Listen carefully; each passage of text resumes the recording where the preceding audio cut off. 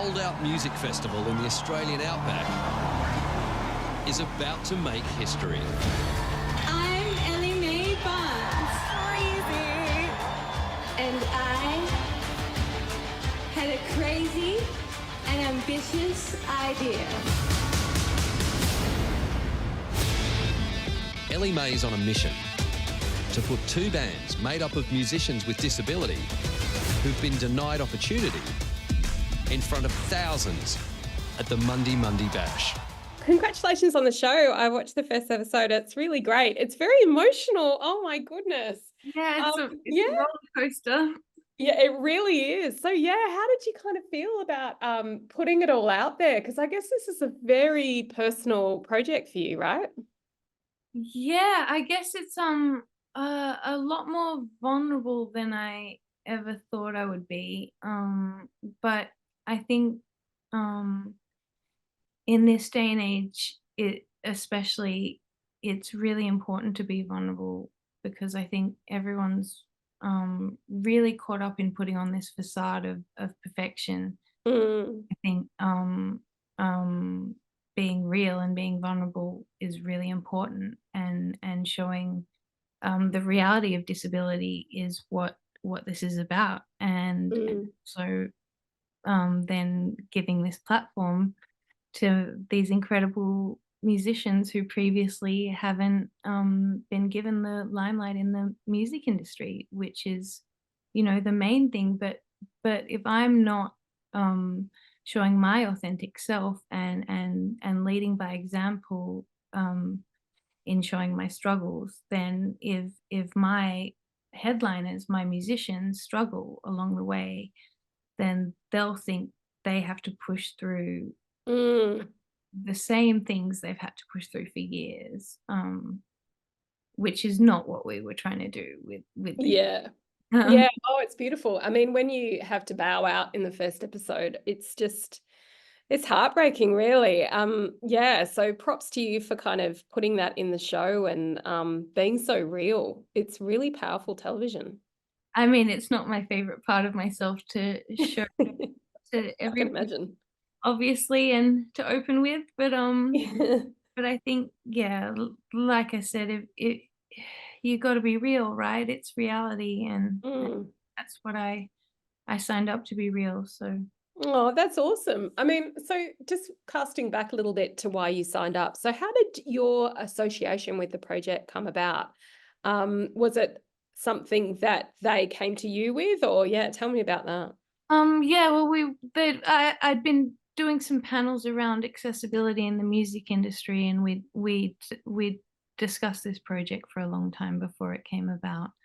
But it just ended up as this beautiful meeting of minds with the ABC and Endemol, where we just I for years have wanted this platform, and I don't know how they seem to pull it out of my brain as well, but somehow they have created this beautiful new format of show, and they've given me this great opportunity to give a platform to these incredible musicians who previously haven't had a platform. Because for years, when I was a little girl, I never saw musicians like me, and growing up, if you can't see yourself, you don't think that you can do it. So yeah, and you say that in the first episode, you can't be what you can't see. I love that quote. It's just so applicable to this series. And yeah, I mean, just think of all the young people as well, like all the kids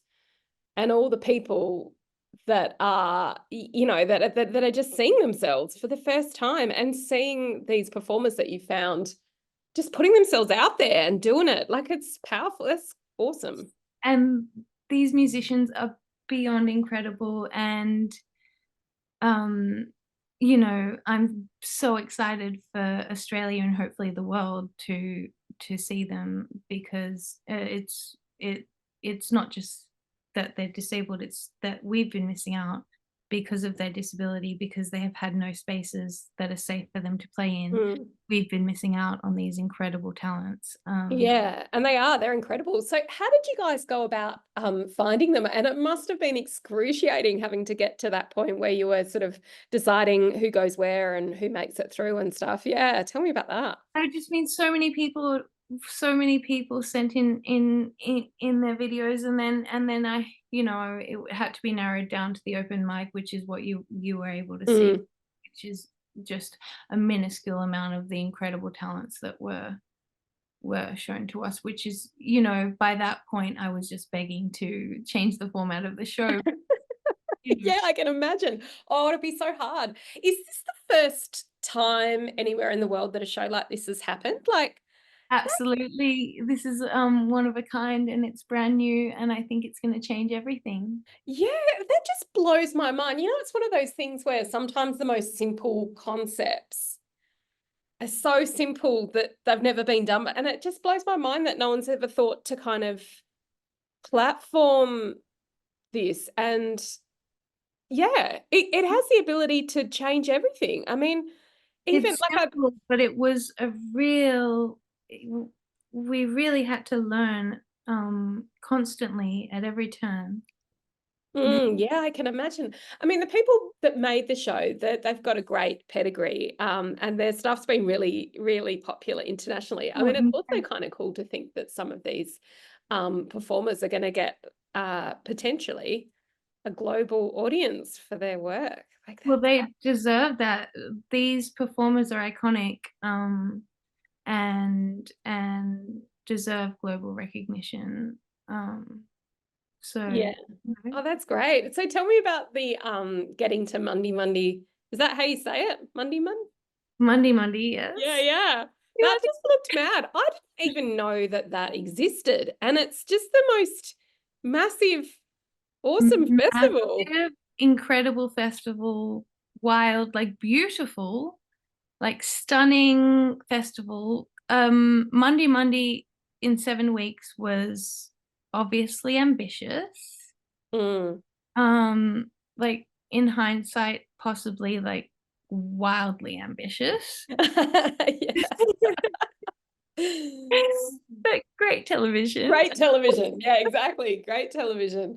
Yeah, I mean, how kind of logistically difficult was it getting everybody to that point? A logistical nightmare. But Yeah. we get there. We make things work. We love a challenge. And no, it was obviously, the thing is that the festival in Mundi Mundi were incredible, and the bottom line is that it was so beautifully done, so cooperatively done. There was no, it didn't have to, advocacy doesn't have to be angry. It doesn't have to be shouted. It doesn't have to be, like it it does suck having to fight all the time. Suck having to shout for your rights all the time. But this was beautifully done. The industry, the festival, everybody, everyone we communicated with, even the venues who weren't able to accommodate us, were trying so hard to, Yeah. and wanted to understand how they best could in future, and wanted to communicate in future about how they could, find the funding or do whatever. So, there's a lot of that going on, which is really cool. But the festival itself, the way that they tried to accommodate everything and the way that they did that, it was so beautifully done. That's awesome. And it was easy, and it wasn't a, battle. It didn't have to be, and it doesn't have to be, and that's the thing. And it doesn't have to be this big like fight for your right to be on stage all the time. It should just be easy. And it should just be like, hey, we have these 2 great bands coming, we need to organize this. And it should actually be, oh, of course our Yeah. accessible. you know. Yeah, that's awesome. I mean, I guess it's been in the news a little bit with Ability Fest. Like I've just been hearing about what Dylan's been doing with that, and so I guess there are changes happening, and it's kind of exciting to think that this has come along at that time, and there's a real groundswell of support behind you guys. I think it's incredible, and I think the more conversations had around it, the better. And I just think that, it does, but at the end of the day, it does have to come from the top, and funding does have to come from government, and the people with the money, do have to fund these things, and it should really be widespread, not just festivals, not just and venues should have access to information as to how they can Mm. become accessible, because a lot of them don't even know where to begin. Yeah. And I think you make a good point that a lot of the venues, a lot of them are heritage, and it's about kind of working within certain perimeters and Yeah, and just even the heritage venues, they do have ways of becoming accessible, but they don't know how. yeah, Don't exactly. know those ways, and they don't know where to begin. And the thing is, if there were conversations had, or they had somebody helping them, or there were, just it should be legislation like it is in other countries, and it should be funded like Mm. other countries. Yeah, no, it's important. I mean, how exhausting was it, the process of filming? I mean, obviously you're living with chronic pain. Your life's exhausting enough as it is, and then you chuck in this massive undertaking. How did you feel through it all, and how did you kind of get to the end?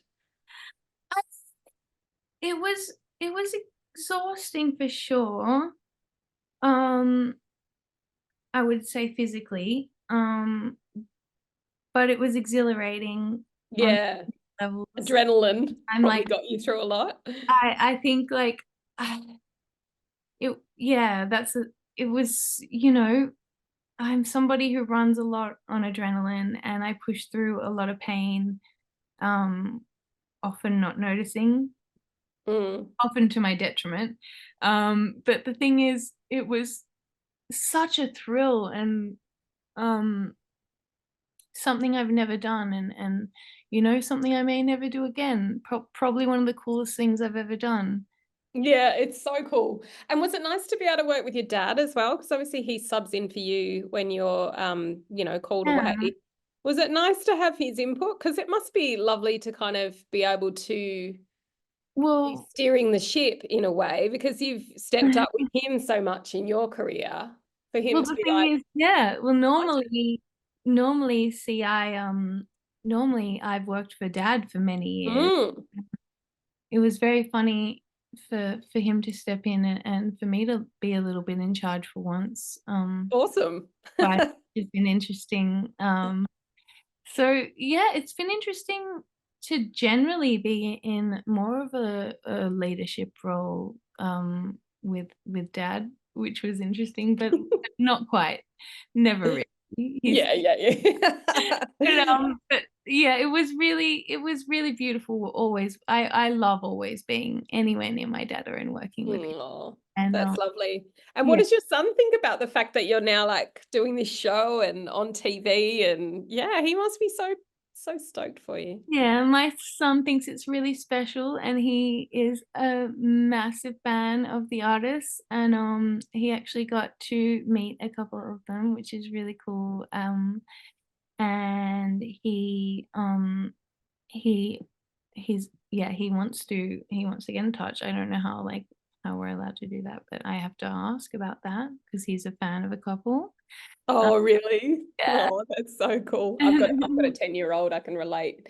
Yeah, I took him to a work thing last weekend in Perth, a telethon thing, and he was like, it was the first time I'd ever kind of dragged him along to anything I do, and he was really into it. It's that's such a cool age for like wide-eyed sort of excitement. And yeah, Yeah, lovely. I think I've got a couple of cool mum points just for. Yeah, yeah, yeah. And No, then like, and then there's, a couple of things where it's like, you watching the open mic, I have to let everyone through because of this and that and the other. And I was like, I'm sorry, darling. I know I tried to change the show to let everybody ever through. I wanted to have my own festival where we yeah. the whole show. Trust me. Oh, No, and then you've got to explain that to him as well. Yeah. Yeah, because he's It's like, just a beautiful. "Mama." Yeah. I mean, it's just a beautiful show. I think it's really exciting to think that it could go far and wide. And I know. Well, here's for petitioning for seasons, you know, 2, yeah, 3, 4, 5. I know. Well, then you could bring them back. I mean, some of your favorites. You know, let's bring everyone back, please. Yeah, well, let's just manifest that, Elly-May. We'll just Thank you. Thank you. you can do a festival with all your faves. Yes, please, please, please. Yeah. Oh, well, look, it was so lovely chatting with you. And I just think what you're doing is great. Keep fighting the good fight and don't get too knackered while you're doing it. Oh yeah, well, that's the real. That's the reality, right? Yeah. I'll try Awesome. my best. But, Oh, thanks so much, guys.